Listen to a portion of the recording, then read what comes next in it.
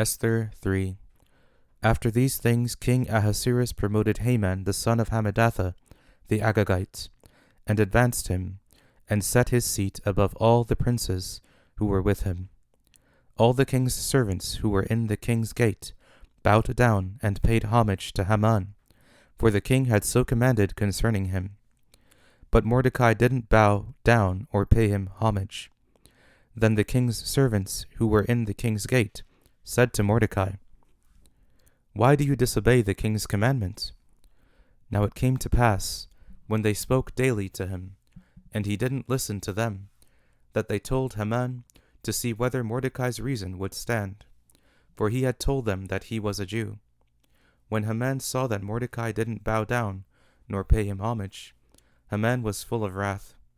But he scorned the thought of laying hands on Mordecai alone, for they had made known to him Mordecai's people. Therefore Haman sought to destroy all the Jews who were throughout the whole kingdom of Ahasuerus, even Mordecai's people.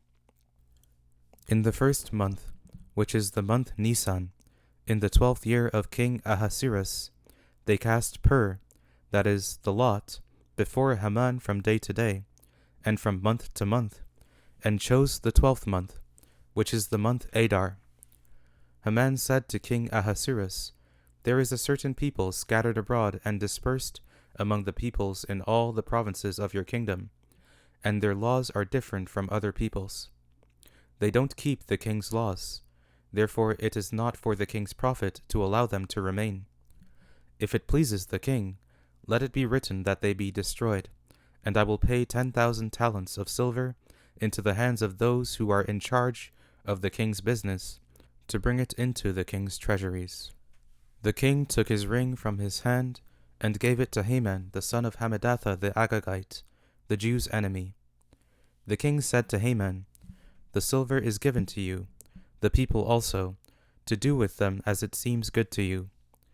Then the king's scribes were called in on the first month, on the 13th day of the month, and all that Haman commanded was written to the king's local governors, and to the governors who were over every province, and to the princes of every people, to every province according to its writing, and to every people in their language.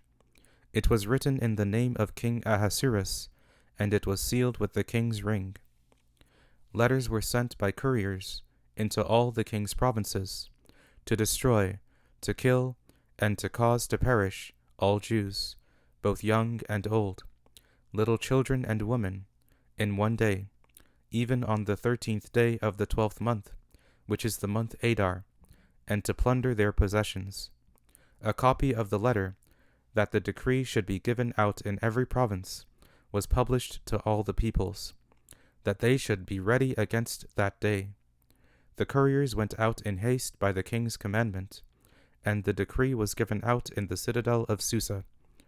The king and Haman sat down to drink, but the city of Susa was perplexed.